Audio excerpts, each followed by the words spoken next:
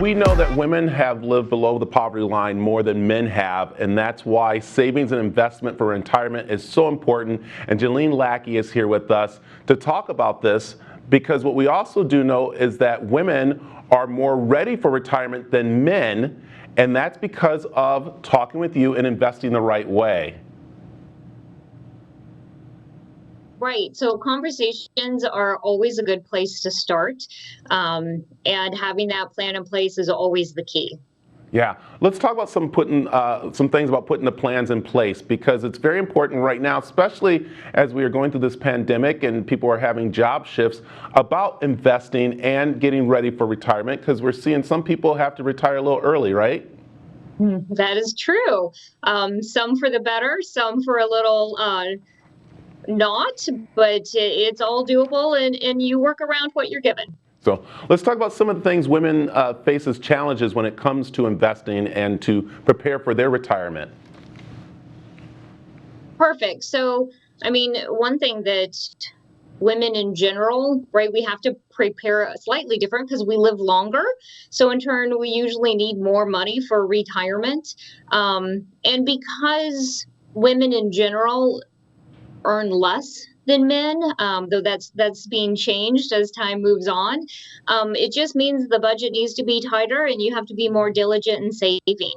The other thing, right, with women traditionally are the caregivers with kids, and then with our parents, kind of that sandwich generation, also means you might be out of the workforce a little longer. So in turn, you have to be more prepared because you have a shorter time frame while you're earning money. So you need to be very diligent in saving it. Yeah, and I know from my grandmother to my mother, they would make a dollar stretch, they make it work, and they were a little conservative, and that's how some women are with their investing. They're a little conservative than men. Why is that? Oh, it's so interesting. Part of it is just simply by nature. Women by nature are slightly more conservative, which isn't a bad thing, but it can be a double-edged sword. It goes back to making sure that, right, what you're investing for and being wise and smart about making those decisions and shooting for that end goal. But yes, conservative is a piece that women tend to struggle with a little bit. Not for the bad side, though. Yeah, and I'm seeing that we are seeing the change in the way women are investing, because they're talking to other women like you, which makes them feel a little more comfortable. Am I right? It is true. It absolutely is. So, okay, give me a couple of tips that women can start right now, maybe, before they come and talk with you about getting ready for investment and saving. Okay, so I think being active is the key, right? A lot of times women naturally take the back seat.